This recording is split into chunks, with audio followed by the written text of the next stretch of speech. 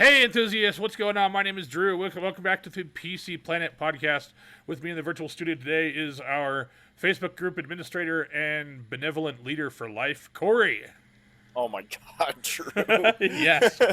Yes. How's it going? How's it going, everyone? Run the Facebook group, Southern Colorado Computer Enthusiasts. Bear in mind, I do not run it myself. I have several others that help me. Included with us today is Leif. Yeah, I'm Leif. I'm one of the mods of the Southern Colorado Computer Enthusiasts. I'm also the one of the co-owners of a local PC and phone repair shop here in Colorado Springs called Gadget Bros. So it's just something I do. I've been, elbows deep in electronics like this for the last 20 some years. So, Well, what kind of things do you repair there, Leif? Almost everything and anything that's electronic. Smartphones, computers, laptops, iMacs, MacBooks. We've done stuff like the touchscreens in cars, stuff like that. We can do things like headphones, stereos, all kinds of stuff. If there's parts for it, we can fix it. Particle accelerators? Maybe. I'd have to take a look at it, but I might be able to fix a particle accelerator. Again, if there's parts for it, I could probably fix it. Preferably repair manual. Yeah, some sort of manual. I'm pretty confident in my abilities, Yeah, hit up iFixit. They got repair manuals for everything. They might. Got Apple, iPhone, MacBook, Dell laptop, particle accelerator. iFixit particle accelerator. Oh, darn. Right off the bat, Leif, what is the craziest thing you've ever had to repair? Ooh, oh boy. One. The craziest thing I've ever had to repair. Or weirdest. Either the craziest thing or something came into your shop and they were like, hey, this won't turn on, this won't work, and you open it up and you're like, oh man, I don't know if there's any real one thing. Like I've just had some real, I've opened things up and found like piles of cockroaches on the inside. Probably one of the craziest repairs I ever did. I guess one of the weirdest ones. I Gorilla glued a printer back together, and it wouldn't. It was a really old printer, and it wouldn't like spool up. And I got all the way into it, and one of the plastic gears that ran the spool on the inside was cracked, and so I had to, Gorilla glue it and put it back together. That was probably that's one of the repairs I guess I'm more proud of, because it was a weird sort of thing, and it was hard to figure out what was going on with it. And it was such an old device that couldn't find parts for it. So the only way to fix it was to figure out what was going on and do something like, some sort of, glue or, jerry rig or something like that. But that was always, that one, has always been kind of one I've been a little proud of. I'm trying to think of what else. I don't know. We just, I guess I don't find anything necessarily too weird or crazy. I've seen all kinds of stuff. I've seen, like batteries that have kind of expanded and, just been like big balloons. Actually, spicy pillows. There's one. Yeah, spicy pillows. Speaking of spicy pillows, here's a crazy one. I actually had a battery explode on me. And that was terrifying. Dude, it was a Samsung Note 5 that he brought. Of course it was. Yeah, and he brought it in. He was like, that it's just not holding the charge. It's dying really fast. And I start looking at it, and I can tell the battery's swollen because the back is starting to come off the phone. And in order to get the back off, I had to heat the phone up a little bit. Shit. You got to loosen up that adhesive. Yeah, you got to loosen up the adhesive on the back. And so, like, I got that off. I got the mid frame out, and I get the battery out, and I pull it out, and I'm like, that's kind of warm. That's odd. And so I just kind of like set it down to the side, just going, oh, it'll cool off, and then it'll be fine. And I get most of the way through finishing up the repair. I get the new battery in. I'm in the middle of like testing the phone, and I just hear this hissing sound, and I'm like, what the fuck is that? And pardon my language, I don't know if you edit that stuff out. Nope, Or we don't give a shit. okay, cool. My bad. Whatever. But no, I'm like, what the hell is that? And I look over and it's just like smoking all of a sudden, just like right in my face. And Shit. and you can't touch that with your hands. And this is when I was working. I think I was working at Dr. Phone Fix at the time, and for whatever reason, the fire extinguisher was all the way up by the front door, which was about 100. I Oh, wouldn't say like 100 feet, maybe like 50, 60 feet away. But I had to like snake my way around a counter through a door, and I'd have to go run and get it. And by the time I got back, shit would have been on fire, like in the back. So I went but we had a door that went directly out back to the outside, and it had just snowed, thankfully. So I managed to whack the battery off the table and onto the hardwood floor. Yeah. And I played soccer with it out to get it back out the back door and then just into a pile of snow. And I had to hang out outside for the next like hour because it was all smoky and it smelled awful on the inside. And left a nice big burn mark on the floor. Like, and honestly, that's one of those things where, I'm kind of glad it was me that was handling that when that happened, instead of that like happening while the battery was in the customer's phone. Oh yeah, for sure. And like I won't let people walk out of my shop with something that's got a swollen battery in it. I'll take the battery. You can have the device, but I'm taking the battery because I can't in good conscience let someone walk out of it's a bomb. It's essentially a bomb. Yeah. I mean, with that note, with the Note 7s, there was actually a news article where somebody's car actually was destroyed. Yeah. Because they left their phone in the car and the battery exploded and ignited and their car was burned to the ground. Mm-hmm. Yeah, they had you couldn't take those on planes. Like they just like stopped production of them like almost immediately with the 7s. Mm-hmm. Because the batteries were just exploding like that. And but yeah, that was pretty terrifying. That was probably one of the scariest things that I've had happen. In reference to the Note 7, here's what we're talking about. Oh, my lord. Oh, geez. Yeah. That's bad. Yeah, it completely destroyed his Jeep. It's a really good thing nobody was inside that Jeep. Right? Agreed. I mean, and it was only a Jeep. I mean...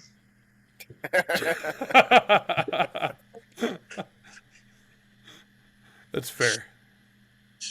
Oh, man. All right, Drew, do you have anything on the docket for us? Yeah, what do we got today here? 3090 Ti? I know. Maybe. Right? Big quotes around that because that's the rumors have been going for like a year and a half now about that. The 3090 Ti. That's true. Well, as of today, it's set to launch on March 29th. According to a rumor in the Chip Hill forums. Correct. That was the wrong one. The what forums? Chip Hill. It's the article I linked you, Leif. Yeah. No, I was trying to see where I said that. That's some like Chinese website. It has an English post. Checking. It comes up in like some sort of Asian language for a minute and then switches to English. That's because Google automatically translates. Oh, yeah, you're right. 3090 Ti is bigger than expected. The MEM needs to be replaced, and there's not a piece of replacement, right? It's like a post on a message board, and people take anything and just write an article about it nowadays, huh? Yeah, pretty much. Man, I'm really hoping that these wattage requirements aren't set in stone. It's got a TDP of 450 watts, which is 100 watts higher than the 3090 and the 3080 Ti. And other than the clock speed on it, it doesn't look like the Ti is that much better than just the regular 3090. True, but you can guarantee it's going to come out of the gate with a $2,000 or more price tag. Yeah. Like, That's 3090, 936 gigabit per second bandwidth, whereas the 3090 Ti has a 1008, so not even 100 more. yeah, 72. Yeah. And Reporting to have about 250 more CUDA cores. Whoop-de-doo. That's right. about the difference between, I mean, the 3080 Ti and the 3090 has a difference of just over 300. So like there's less of a gap between the 3090 Ti and 3090 allegedly than there is between the 3090 and 3080 Ti. Why not just overclock a 3090? I mean, I feel like that's essentially what the 3090 Ti is going to be, is a slightly boosted version of a 3090 Yeah, that's really what it because looks like. yeah, because the 3080 is running at 1710 boost clock, the 3080 Ti 1665, the 3090 1695, whereas the 3090 Ti is a boost clock of 1860. So it looks like it's just a moderately boosted 3090. Yeah. I mean, it's got a little higher base clock and yeah, just a little higher 165. Yeah, but it's not, it doesn't, so far it doesn't appear to be worth whatever price tag I'm sure they're going to put on it. Yeah, like I Especially mean, considering that here's my thought. If I am understanding correctly, they have ceased production on what was it? Let me reference our Discord chat for a second because I saw somebody talking about it. They discontinued Nvidia, anyways, discontinued manufacturing on the 3080s, the 3070s, and 3090s, and are only focusing on the Ti models. So it's like, here, we're going to cut production on these, so we're going to make these harder to get, and then we're going to release this new 3090 Ti module. So, yeah, you we're know, gonna we're gonna release fuck. more expensive stuff. Yeah, so it's Like, like we're gonna make our shareholders super happy, but if you're a gamer or a consumer, you can pretty much go after yourself. right? And the 3090 Ti is also non LHR by default. It would be And nice if they would just like ramp up production on their already existing cards to meet demand rather than trying to come out with new SKUs. Right. I think that's a huge part of the problem. They're just trying to come out with all these other variations, and it's just like give us these, give us the ones that we're trying to get right now, and stop trying to get all fancy schmancy and just give us stuff that works. Well, unfortunately, there are two things that are fighting against that. One, Intel coming out with their Arc A780, which this is supposed to compete with. And secondly, you have their shareholders. You have the consumers going, hey, where's my 3080? Where's my 3080? Where's my 3080? And then you have the shareholders who unfortunately have more sway going, hey, where's the new SKU? Where's the new SKU? Where's the new SKU? Yeah. I hope the Arc in the Arc GPUs are good. I really do. It would be really nice to have another manufacturer in the game of GPUs. I'm hoping so. We did go over the Arc GPUs in a previous episode. So far they're looking okay. I noticed that their TDP is considerably less than the competition, which could theoretically cut costs on builds, in other areas like PSUs and things like that. Yeah. But we But we yeah, the fact of the matter is we won't really know anything until we get some hard data. right. When are those supposed to release? It's supposed to be here soon, isn't it? Q2. Q2. Yeah. So here, you know, sometime it's next month, maybe. Hopefully, because even unfortunately, even then, we won't know anything until we actually see like those YouTube videos, this GPU versus this GPU, Yeah, until people start actually, benchmarking them and seeing what they do. I hope Yeah, they're good. because I like hope they come like out this good. I hope they're affordable. agreed. I mean, they're targeting they're targeting a competitive price point, but targeting is much different than real world pricing. Right. And it's You like know, they could throw these, numbers at us, like 1560 megahertz base clock, 1860 megahertz boost clock, but if the V BIOS is terribly optimized, it's not going to perform as well as an equivalent card with a more efficient BIOS. right. Exactly. Well, and it might be, a couple generations before they're kind of up to par with some of that stuff. But no, Yeah. we'll see. I just hope it makes it eases some of the pressure on the GPU market is what I'm really hoping for with that. Yeah, I'm hoping for Intel to pull a AMD Gen 1 Ryzen launch episode. That would be cool. Where they That Because just would when be show up, it's cool. affordable, When it's good. AMD first launched Ryzen, they rocked Intel. Yeah. Like Well, they were kind of low key. Here's our FX CPUs, here's our our bulldozer CPUs, here's our pile driver CPUs, and then boom, Ryzen, and Intel was like, holy shit, what the fuck?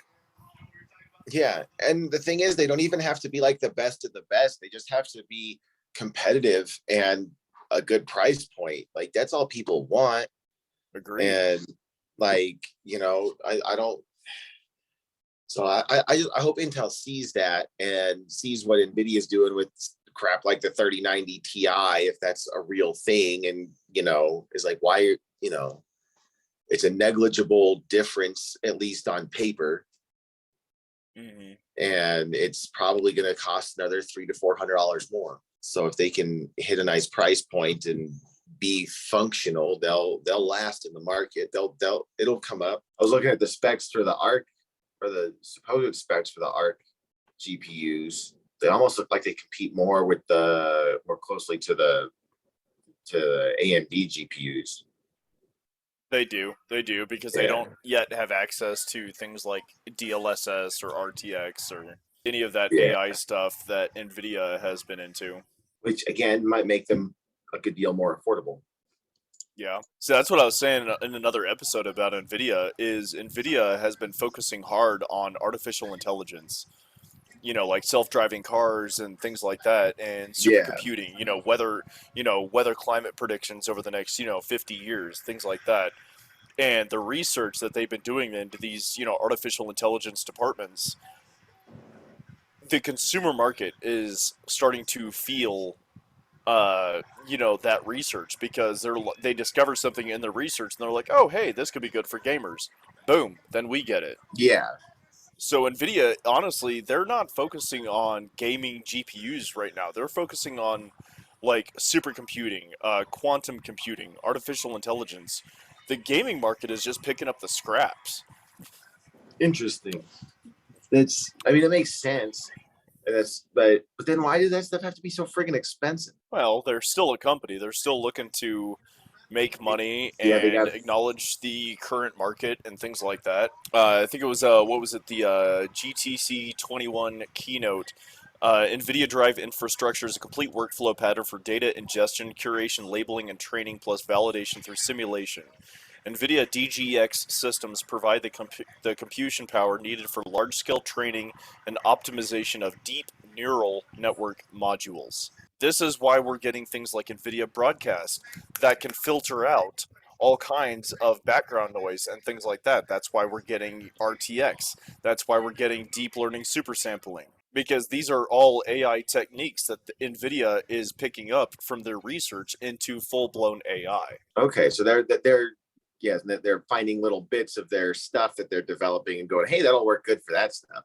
That'll work Yeah. good for this, and just kind of being able to kind of tack that on to their different things that they're doing and make their stuff work better, more efficient, stuff like that. Okay. With NVIDIA Drive Concierge, vehicle occupants have access to intelligent services that are always on using NVIDIA Drive IX and NVIDIA Omniverse Avatar for real-time conversational AI. NVIDIA Drive Chauffeur is an AI-assisted driving platform based on the NVIDIA Drive AV SDK and can drive from address to address. For those who want to drive, it can also provide active safety features and intervene in dangerous scenarios. I mean, you have NVIDIA Drive Hyperion, NVIDIA Drive Concierge, Chauffeur, AGX, Drive Software, Drive Sim, Drive Infrastructure. But what uses that? What's using those? Like they just have Uh, this like self-driving software that's just sitting there, or are like companies using this software to like in their cars? I suspect they're developing it for licensing out to third-party manufacturers. Mercedes-Benz, NIO, DD, Hyundai, Volvo, Audi, Volvo Autonomous Solutions, Jaguar, Land Rover. Okay, so there's a fair amount of them that are actually using the Tier, Nvidia stuff. yep, Robo-taxis, Cruise, DD, Oxybotica, Zoox. And by the way, under each of these, there's a See More option. Tier 1 suppliers, Bosch, Continental, DisASV, ZF, Simulation, Ansys, AVL, DSpace, MathWorks, Aurora, BlackBerry, Momenta, Tier 4. For mapping, here, Navinfo, TomTom, Zenrin. Sensors using Omnivision, Onsemi, Sony, Velodyne LiDAR. And when I click on see more on like sensors, there's 1, 2, 3, 4. I mean, Adaski, Einstein, Arbe Robotics, autonomous, autonom- autonomous stuff. Let me click see more on cars.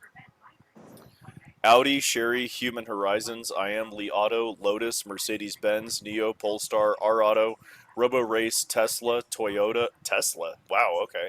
What? Toyota, Unitai, VinFast, Volkswagen, Volvo, WM Motors, and Xpeng. I thought Tesla was using AMD chips. Might depend on which version you get. Well, I know they're using AMD chips for the in-car entertainment system. Yes, What they I are doing don't that. know is, are they using Nvidia for the FSD? See, it says they've Yeah. switched between all of them at times, but they're going the Apple route and making their own chips. But the point I'm making is Nvidia's research into AI is, I in my personal opinion at least, what's kind of holding them above AMD in terms of the sheer performance Yeah, and I can see that. extra capabilities, because AMD is just now starting to, like with the most recent gen, starting to get into things like their own version of ray tracing, whereas Nvidia's had this since like 2019, 2018. Yeah, And before that, honestly, because 2018, 2019 is when it became available to consumers. yeah. So that they've been. I mean, they had to have been developing it for probably at least 4 or 5 years before that. Exactly. Whereas AMD is trying to push out a rushed version of RTX just to compete. Yeah, AMD's response is just that. It's a response, and kind of a bad one at that. Very rushed. They just didn't have. They didn't have time. They didn't know Nvidia was just about to drop this humongous nuclear bomb on the industry. In terms of Yeah, trucking, NVIDIA Drive is currently the only solution that easily scales from level 2 AI assisted driving to fully autonomous operation while being designed to withstand the wear and tear of long haul trucking, equating to approximately 100,000 miles per year. but no, that's crazy. I Com- guess I didn't realize that they were so like widely used in that, especially in that regard. Companies such as Locomation are leveraging the compute platform for NVIDIA platooning pilots, where one driver operates a lead truck while a fully autonomous follower truck drives in tandem. Truck manufacturer FAW and startup Plus AI are jointly developing a large-scale autonomous trucking fleet. Too Simple, for example, uses NVIDIA Drive in its fleet. Volvo Group, one of the largest truck makers in the world, is using NVIDIA Drive to train, test, and deploy self-driving AI vehicles, targeting public transport, freight transport, refuse and recycling collection, construction, mining, forestry, and more. Self-driving truck startup Enride is also developing cabless vehicles.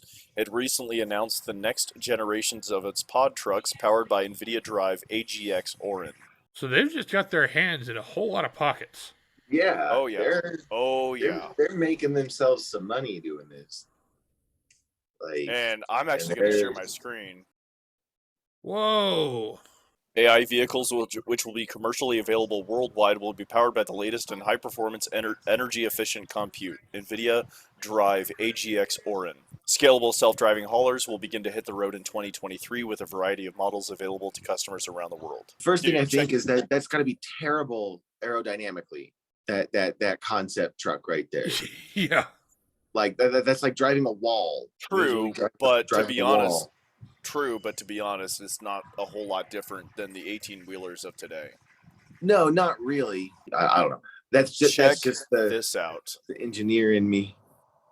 With the power of AI, these vehicles can easily rise to the demands of the trucking industry, yada, yada, yada. There's the good spiel. The vehicles can operate 24 hours a day, improving delivery times. With increased efficiency, they can slash the annual cost of logistics by 45%.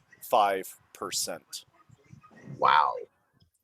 Now, unfortunately, granted, we know that thanks to the elitists that are, riding the top of the ladder, those savings are not going to probably filter down to the user. Right. It's To not the going to make consumer. shipping costs go down. It's going to put more money get- in someone else's pocket. Right. But the fact that it's here. Right. Well, because what you'll end up And getting is that you'll get other companies, smaller companies that start like using that stuff and in order to get into the market, they got to kind of undercut. So they'll start, they'll have better prices. But yeah, Leif. that's in a perfect world, Is that just on the Nvidia website? Yep. Oh, I mean, it just says right here, Jaguar, Land Rover, partners. Oh, Yeah, like I said, Land Rover are the same company. This is why we're getting all this stuff from Nvidia lately. One of the videos I saw recently, I forget where I saw it, but one of the videos I saw recently was a 18-wheeler powered by the Nvidia Drive AGX platform, and it was driving on the highway. I think it was in Berlin, and an ambulance came up behind it, and it pulled over to the side of the road to let the ambulance pass. Wow. And then It it just merged. knows. And then it merged back into traffic. Correct. Its sensors picked it up as an emergency vehicle. I mean, as long as they don't start to try to take over the world, man. Right? Instead of it being Cyberdyne or something like that, it's gonna be Nvidia. Yeah. I mean, maybe that's what happened. Maybe the Terminator's processor. That's where Nvidia is getting all of this from, and why they're so far ahead of everyone. Because in 20 years from now, they figured out how to time travel and sent their own technology back, and ended up getting their own future technology. I wonder how that would work. Like, let's say we figure out time travel in 20 years' time, and then send that technology back 20 years so they can figure it out 20 years earlier. Then how does that work when you get back to the future? Is the technology just all of a sudden 20 years more advanced? Well, yeah, but you would be in a different future at that point because you changed something significant in the past. Yeah, so I guess this just turned into a multiverse physics podcast. But yeah. That's when you split into multiverses.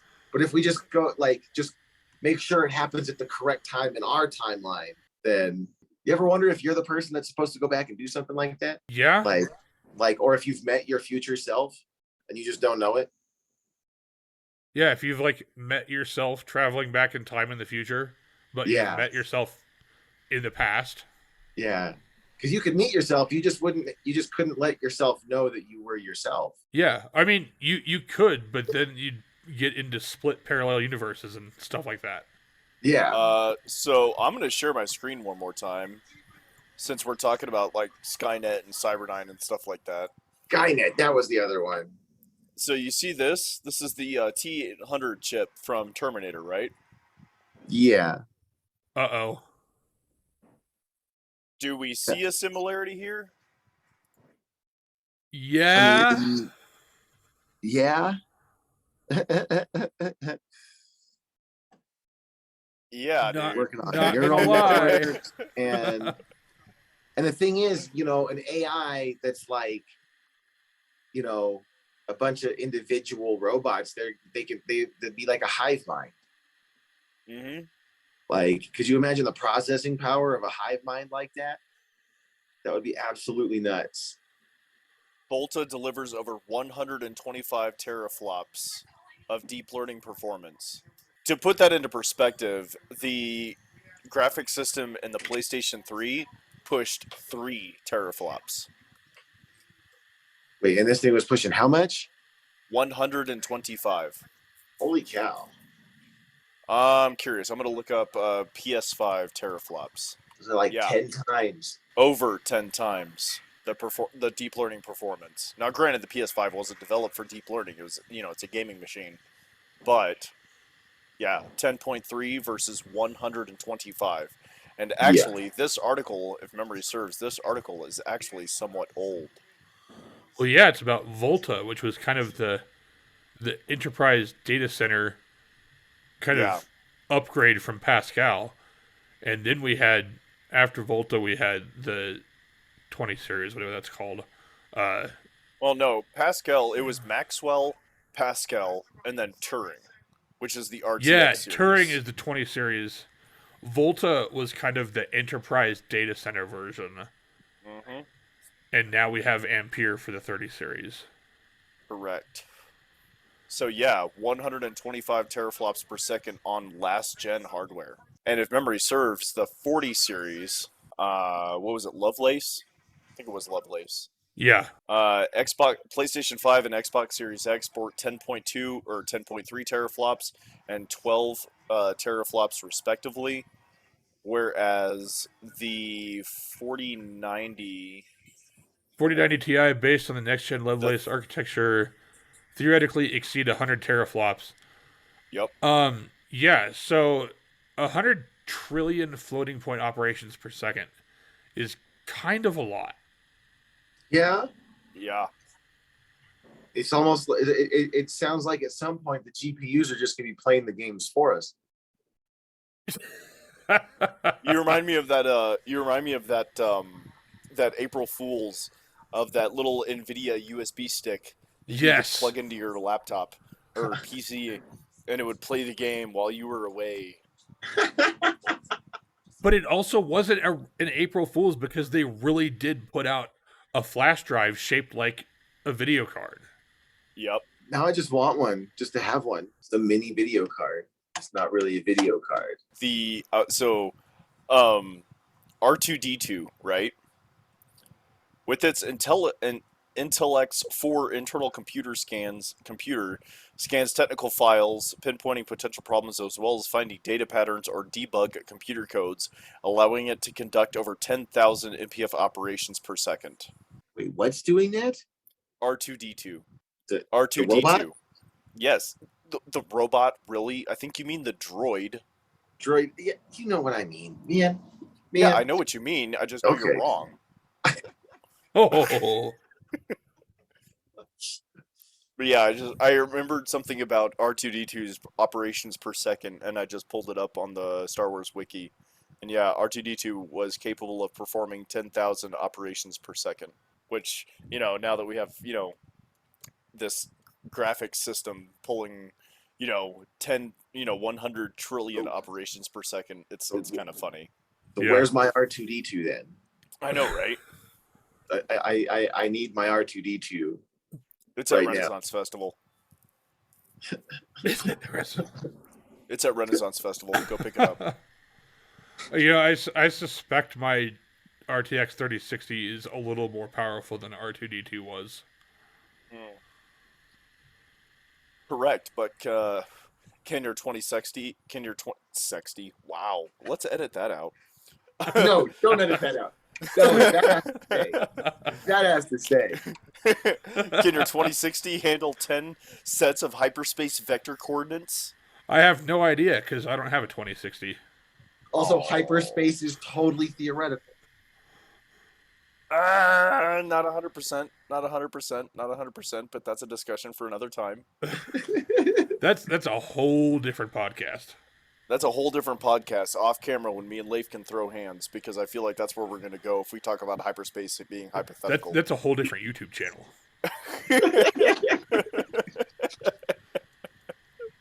Okay, not hypothetical. Right. It's a theory.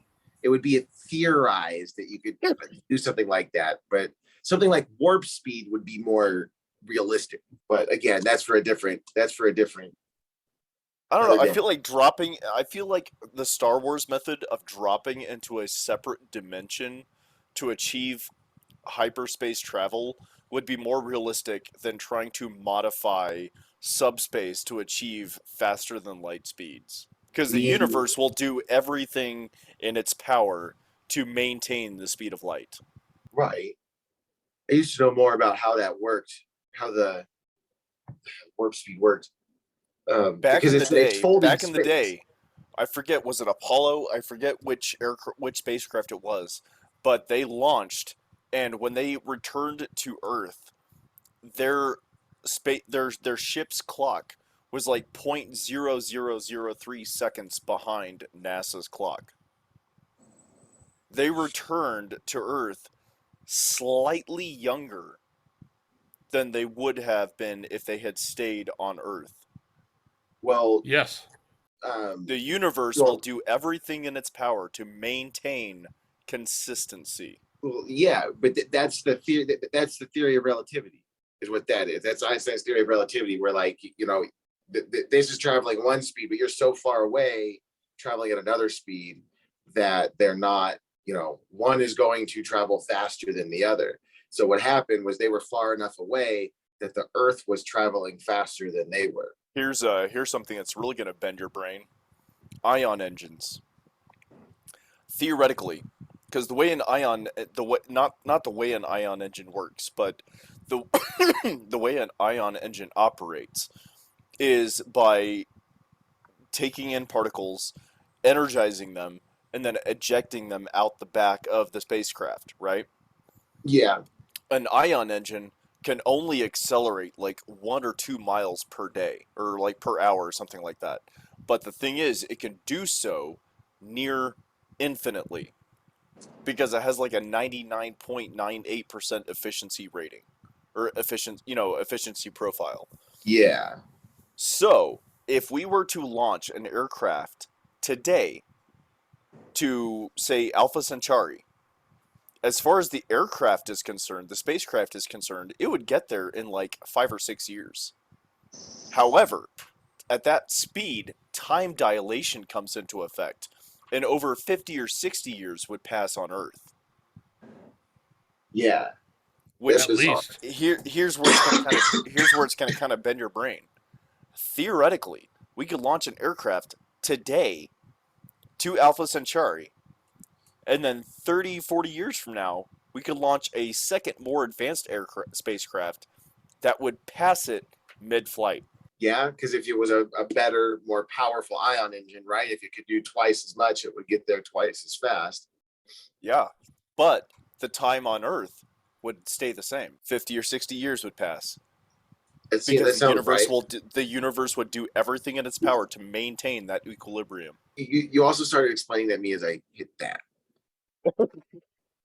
I started learning about this when I was looking into like the Mars project, and the Mars team, they actually have to like the Mars rover team, they actually operate on the Mars schedule, which I believe is Yeah. a 26 or 28-hour day. Yeah, yeah, I remember So hearing. they actually have custom made watches that operate on a 26-hour Yep. day. Their Huh? watches run on Mars time. It's kind of crazy. Yeah. That's got to be kind of weird living So on like Mars. Like you go that. to work, you go to work at 6 a.m. and then you leave work at 5 p.m. The next day you go into work at 8 a.m. And then 10, and then noon, and Correct. then 2. Yeah. Oh, Because that's you have to adhere to Mars schedule, yeah. Oh man, right? that's just that's trippy to think about. Like how messed up would your day be? Yeah. Like like There was people that were saying that they had to put like aluminum foil on their windows and stuff in order to be able to sleep. Like they took one technician, she took her kids to the park at like 11 p.m. when she got off work. Yeah. I mean, you can get arrested for that in some places. Yeah. Like I've been kicked out of parks by cops before here, because it's like 9:30. Although I True, suspect but if a at the cop same comes time, up I to you feel and you're like, I drive the Mars rover for a living, that cop's going to leave you alone. Probably. Probably just tell them ahead of time, Pretty hey, I'm gonna much. go to the park, guys. If you find yeah, me in the park, it's because I'm living on Mars. pretty Like, much. yeah, Anyways, we digress. So, yes. in the immortal words of Jay, we digress. The Intel i3-12100. So that's a Holy one. effing balls. Yeah, that's what I'm excited for. I'd build a whole computer for that one. Oh, hell yeah.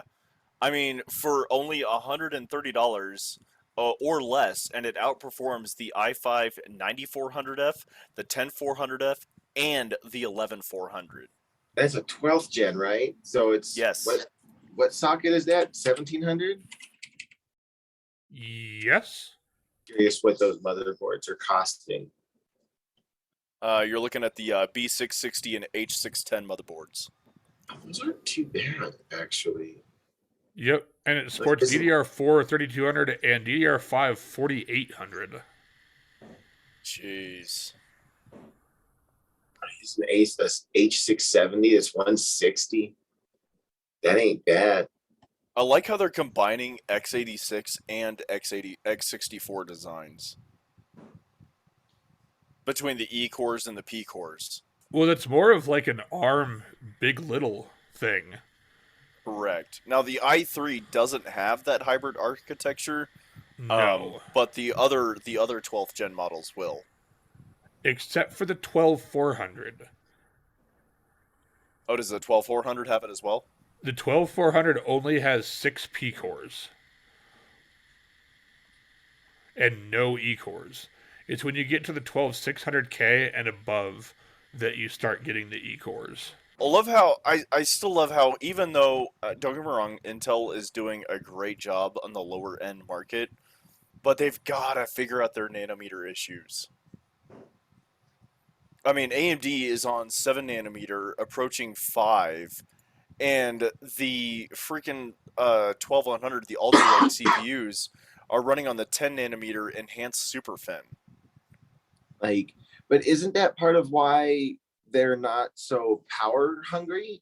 Is because It it's is. the thicker It is. uh, Correct. Correct. architecture. Like, so it's like, so I guess The i3 12100 comes with a max peak power draw of 89 watts.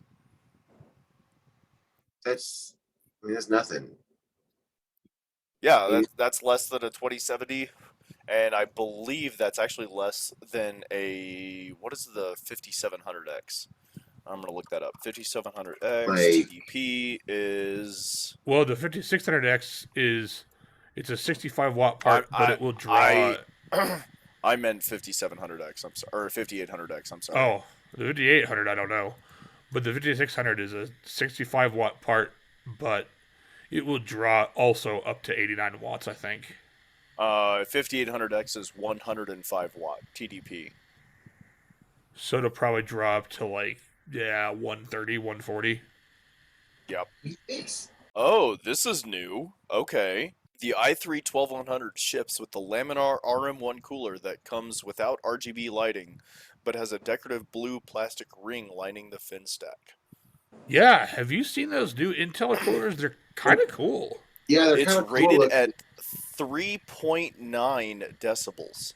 That is Yeah, super quiet. quiet. Linus Tech Tips, or one of his stations, did a review on those.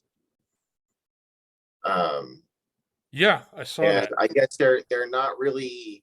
They mostly just look cooler than they used to. They're not really any more efficient than Okay. they used to be. I think is what the conclusion he came to. Like, they're maybe a little bit better. Yeah, I think they're not any more performant as an air cooler than the old stock coolers from Intel. But hey, at least they look cool. Right. Well, and it's not like those are getting. They're not drawing a ton of power, so it's not like they're getting super hot. So, on those lower end or CPUs, they don't need a ton of cooling. That's true. And especially if you're not overclocking, A stock cooler is really all you need. right? So I'm looking at a chart here from Tom's Hardware. I'm not sure what program, what application that they use to pull these ratings, but the Ryzen 5 5600G PVO is rated at 138. The i3 12100 is rated at 139 with a DDR4 3600. Hmm. So it outperforms a 5600G Really Wow. just on its own. just on its own for under $130. And you're not going to find a 5600G for under 200. That's true. Micro Center even. I mean, Micro Center has them for $199.99. Yeah. And I know this Now, because I was at Micro Center yesterday and we got one. granted, we have the 11600K here, rating at 141. The Ryzen 5 5600X for 151. The i5 12400 at 154, the 12600 DDR4 at 158, and the i5 12400 DDR4 3800 at 161. However, none of the 11600 $262, 5600X $300, i5 12400 at $200, 12600K at 289 and the 12400 with DDR4 3800 at 199. I mean, you're not gonna beat $130 or less at that price Right. point. No. Oh man, that means for $350, you could build a solid little gaming computer. Oh yeah, and I'm genuinely curious to see what the what is it here? Oh, I got my screen zoomed in. Let me zoom back out. There we go. Got these 10100Fs for $83 on Amazon. Uh, Article states, as you'll see in our benchmarks below, the Core i3 12100 doesn't have a similarly priced competitor from AMD. However, despite a total lack of competition, it still brings impressive generational performance gains to the table. In fact, in 1080p gaming, the $129 Core i3 12100 delivers 88% of the $300 i5 12400's performance for 56% less cash. That's nuts. The i3 12100 also trails the previous gen $262 11600K i5 by a mere 3% in gaming, but at half the price. I mean, that's just like a no-brainer. Like if you're building a computer on a budget, I never thought I'd say this. I honestly never thought I'd say if you're this. not buying that, what are you doing? I mean, let's be real. In what world did we think we would be living in when we say if you're looking at building a gaming PC on a budget, go with Intel? Right. Well, all right. So this is like how I kind of feel about it. And I think it's kind of how a lot of us probably felt for a while, especially that were more into AMD and stuff because of the affordability is I think it feels like Intel finally kind of got their head out of their ass and stopped being just charging out the wazoo because they could. They were, AMD was starting to really eat into the market, and because, it was the ninth gen i9 was that thing was like $900 or something like that when it came out, wasn't it? Yeah. Like, Wasn't it also? It was either the 8th gen or the ninth gen Intel core chips that didn't have hyperthreading on like any of them. I think it was the 8th gen. And I remember thinking, like, why? I'm no, trying it to was like find 500 or so for the 9900. oh no, hang on. I'm trying to find the launch price for the 9900K. Yeah, that's what I was looking at. It says it was 480 to 490. Why do I remember something being super expensive like that though? When I was it gonna and say it was I don't remember $1,000 processor. Aside from Xeon, I don't remember $1,000 processor maybe after it's the Core Extreme, the Intel Core Extreme processors. yeah, maybe it was something else that I'm thinking of that was like that. But yeah, I think it just kind of proved that Intel kind of proved that they didn't have to be charging quite as much as they were for their stuff, and they're putting out stuff that's better than what AMD has, to one degree or another, depending on what level you're at. And Yeah. it's, far more affordable. After it's $130 for a processor like that leaves me a lot more money to spend on flashy lights. And as we all know, flashing lights make your PC faster. Dude, that's more FPS. Yeah. Clearly, that's at least 10 more FPS per fan.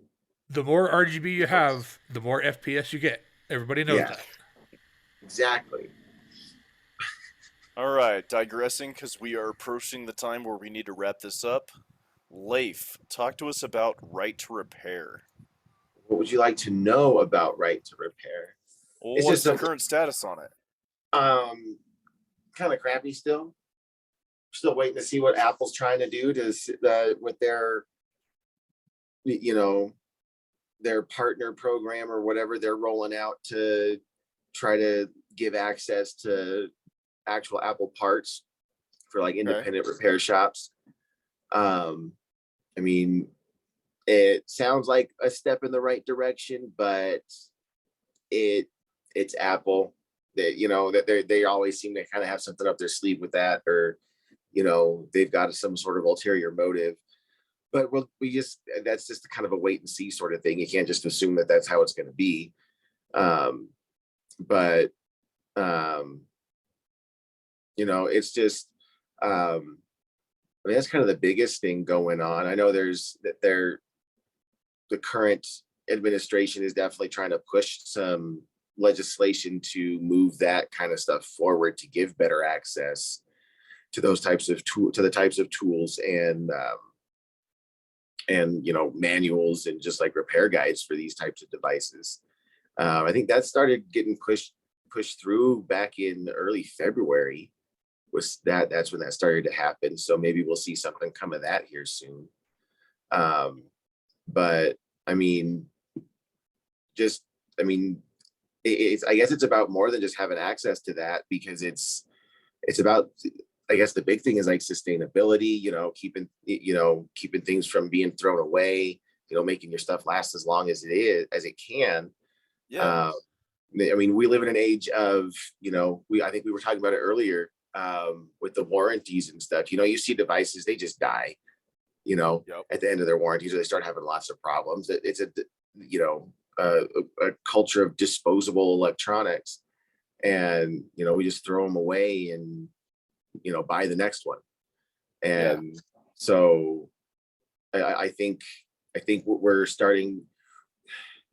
I think it's starting to become more and more prevalent to more and more people that these devices and things aren't just toys, they're tools, and they're, you can't just go throwing it away every time, a new one comes out, because now they're becoming more expensive because the resources are becoming more scarce. We're seeing it all over the electronics market. The GPUs we were just talking about, that plays a big role in why they're so egregiously expensive. But the more we can keep these devices going and stuff, the more we can keep them up and running, the less problems we run into with those types of things, with the resources for them. The resources can go towards keeping the devices running instead of maybe making new devices, right? But I can talk for hours probably about the right to repair stuff and like different, it affects every aspect of our lives, especially at this point in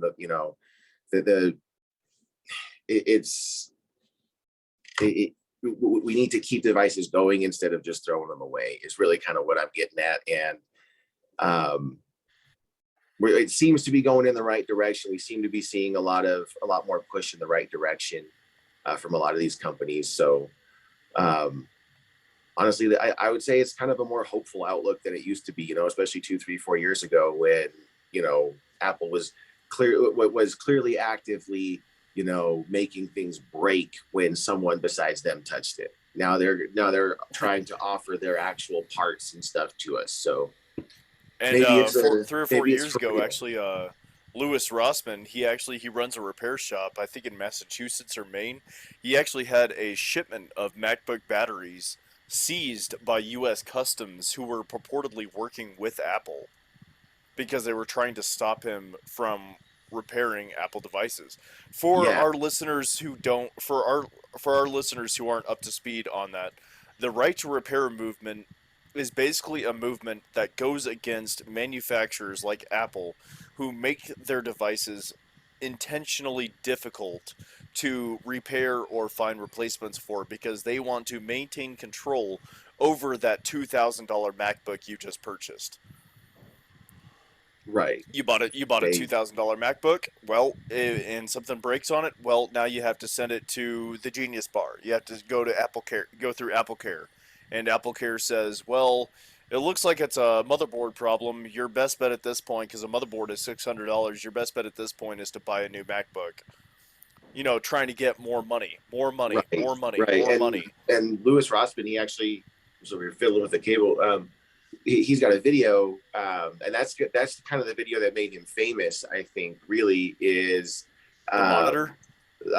I think well, it was a MacBook. Someone had taken it into the Apple store because it wasn't. I think it wasn't. The monitor wasn't lighting up.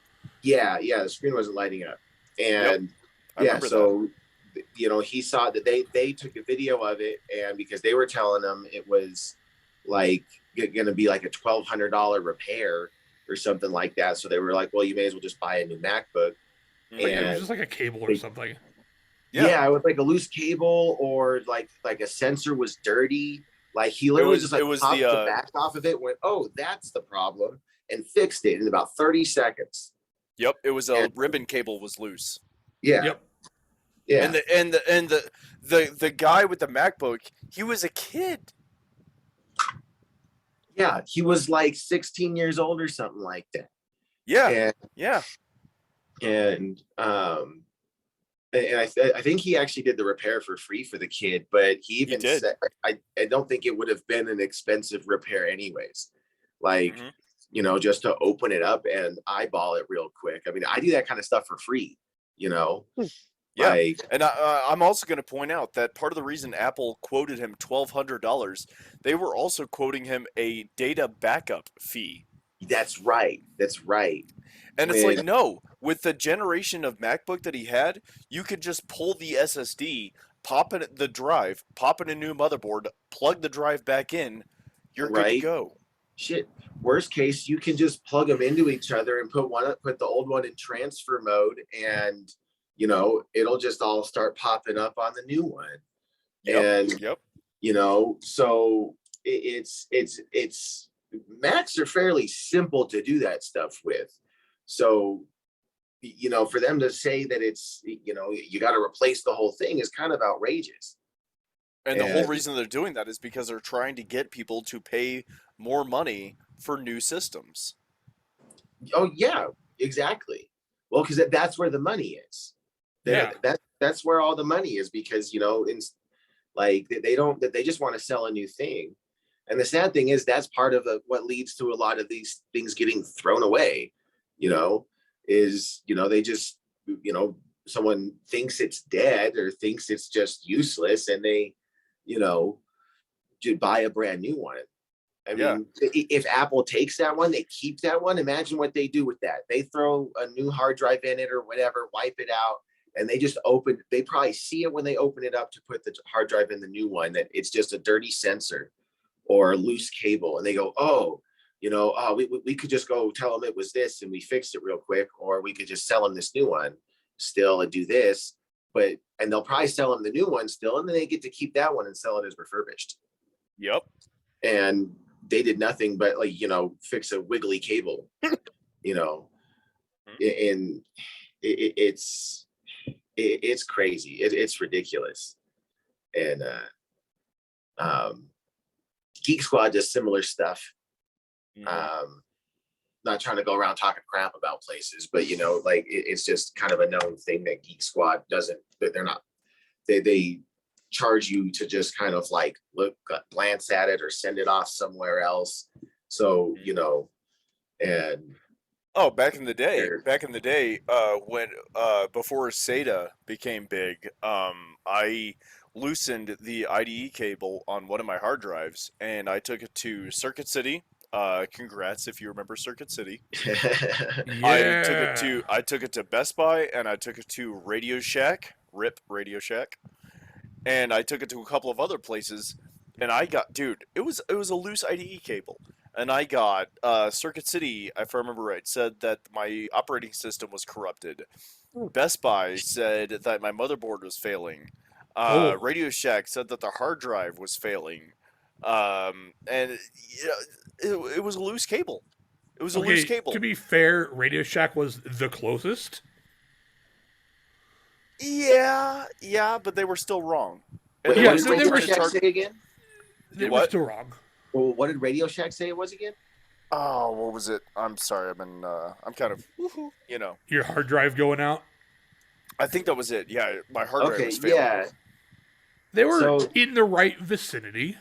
yeah. Well, so like that's one where that's probably the conclusion I would have come to. I probably would have popped the hard drive out and tested it, and then You wouldn't have you checked to know, make sure that the cables were tight first.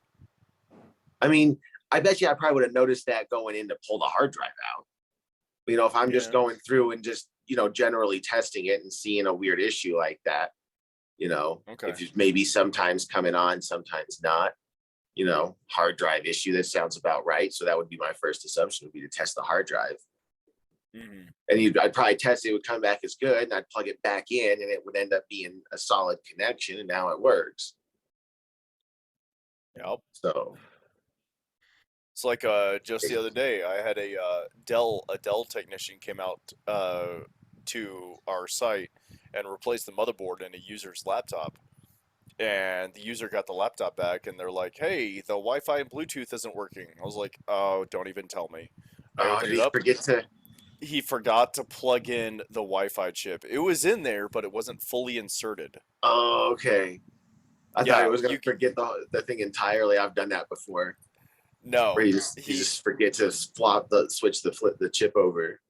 yeah, he put it in there, but you could still see the gold traces on the Mhm. connector points. And I Oh, looked at that and I was like, "You're not supposed to see those if it's fully inserted." Plugged it in, boom, she has Wi-Fi and Bluetooth, and I'm like, "God damn it!" Thank you, Dell technician, for wasting 20 minutes of my time. Right? It's like a quick little check. Like it's an easy thing to check. It's also kind of an easy thing to miss. Like, but still, like you're a professional, you should get that shit. Yeah, It's and you're doing a repair for a corporate company, like, Yeah, you should be pretty on point with that. You yeah. know, I but then that's again, it's Dell. To be fair, this wasn't yeah. actually Dell; it was a Oh, contractor. Well, I was that's gonna even say worse. it is worse, probably. Yeah, and I've been working for this company for about 6 months. I have yet to see an actual Dell technician. It's all contractors put out by Unisys. So are these just like dudes who kind of sort of know what they're doing that get sent out? That's honestly what it seems like. Dell contacts Unisys. Unisys says, "Oh yeah, we have a contractor who works for us that we can send him out." So there's like 3 layers of communication right there just to get a technician out to our site.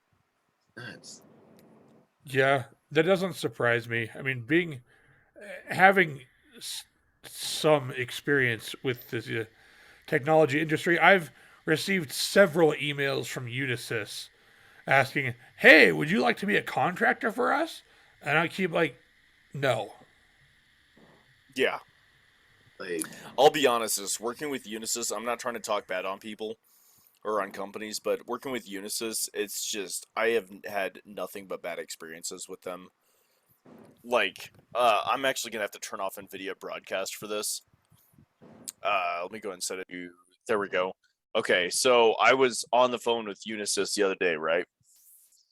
And the guy answers the phone. He goes, Oh "Hi, I'm no. Greg. Hi, I'm Greg. How can I help you today?" Yes. So we had a technician that was supposed to be here today at 11 a.m. and he's a no call, no show. Okay.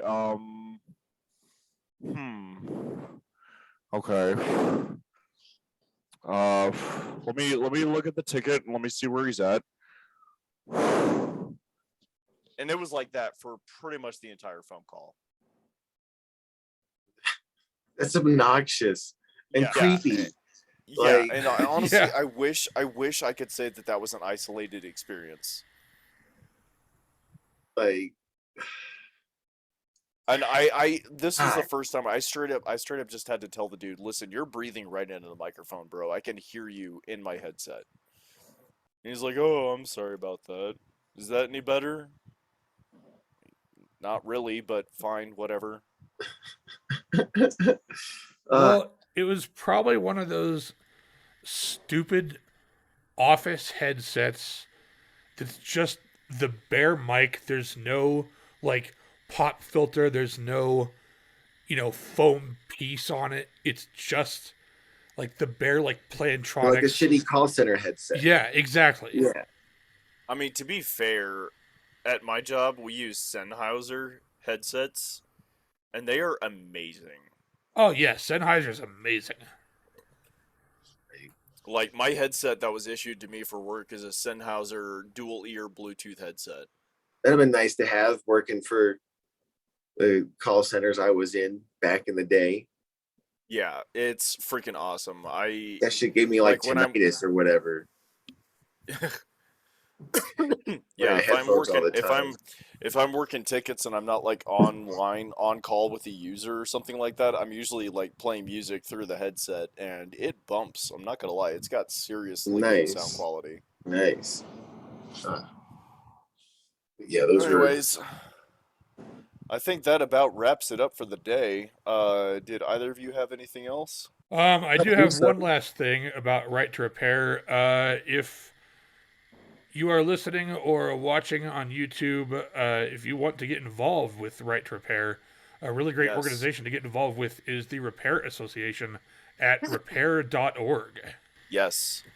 And if you live in Colorado, states.repair.org/states/Colorado. It is a right to repair, tell your repair story for Colorado. I wonder. I Last think I, year, our campaign helped expose major issues facing people in wheelchairs, some who were forced to wait months to get repairs, leaving them unable to move around. This year in Colorado, we are supporting HB 1031, legislation that makes sure people can get what they need to fix their wheelchairs. Now, granted, like I said before, right to repair does not just include electronics. There's also automotive, handicap equipment. handicap equipment's a big one. That's It a is a real big big one. one. Like those the automatic wheelchairs and stuff like that. Those like, and there's no reason like someone like me couldn't fix something like that. It's just access to parts, manuals, Yeah. things like that. And I like fixing that. I like fixing everything. I just like taking things apart and putting it back together. That's really what I like to do. Mm-hmm. But it having access to the parts makes all the difference because instead of having to wait three days, couple weeks, whatever it is, to get some sort of technician to come fix a wheelchair for someone who's disabled somehow, I can come to your house, swap out a part, fix it, whatever, in an hour or two, and you're good to go. Yeah. Right. Like on all kinds of stuff like that, any kind of, and that goes for anything like that cars, your kitchen appliances, your yard equipment, construction equipment, all kinds of stuff like that. Like there's no real reason for it to be so difficult to get fixed or keep up and running yourself. Yeah, because once you buy something, it's yours. You should be able to have full control over what you own. Exactly.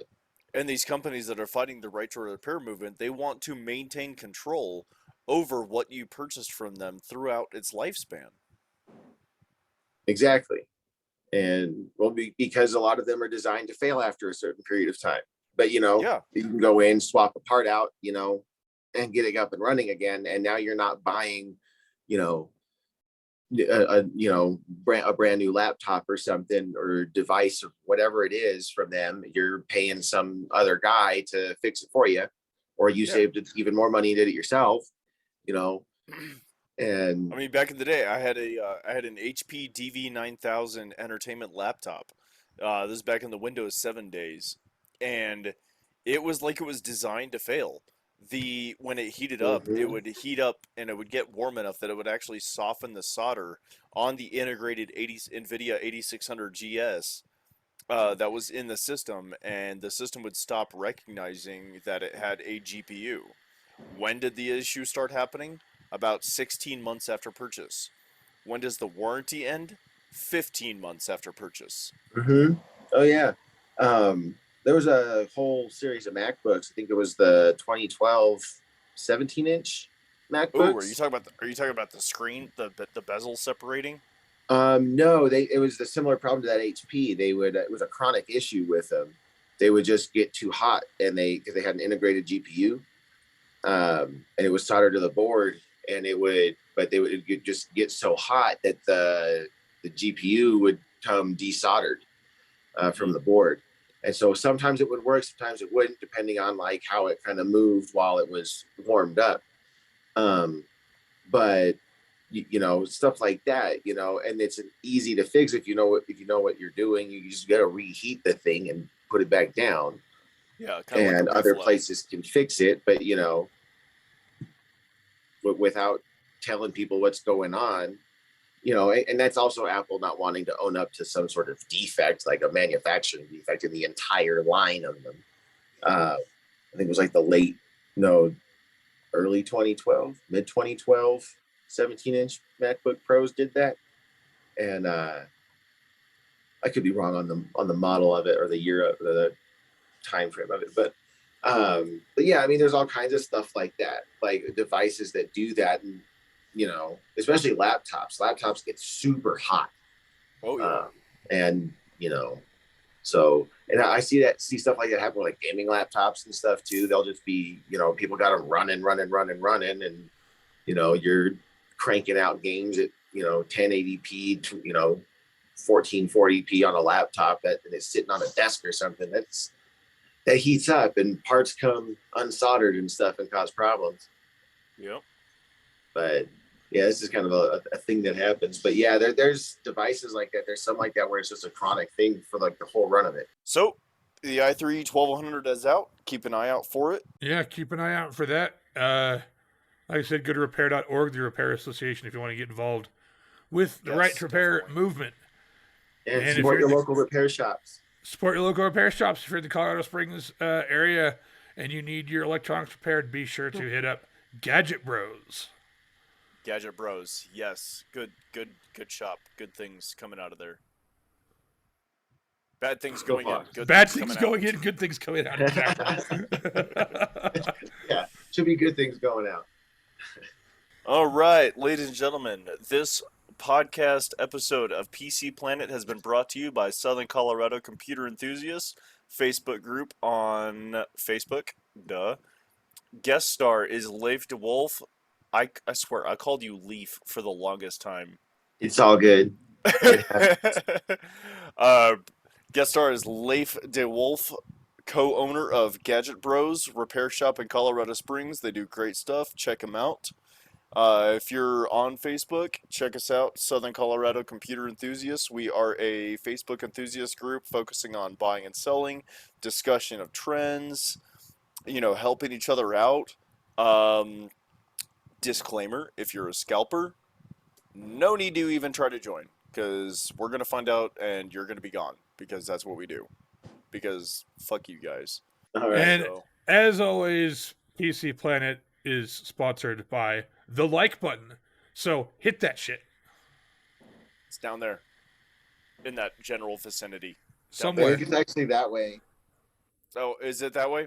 I think it's. Hold on. This is also going on Spotify, so is it also this way? It's somewhere. It's down there. Well, on YouTube, it's that way. Look for it. It looks like a thumbs up button.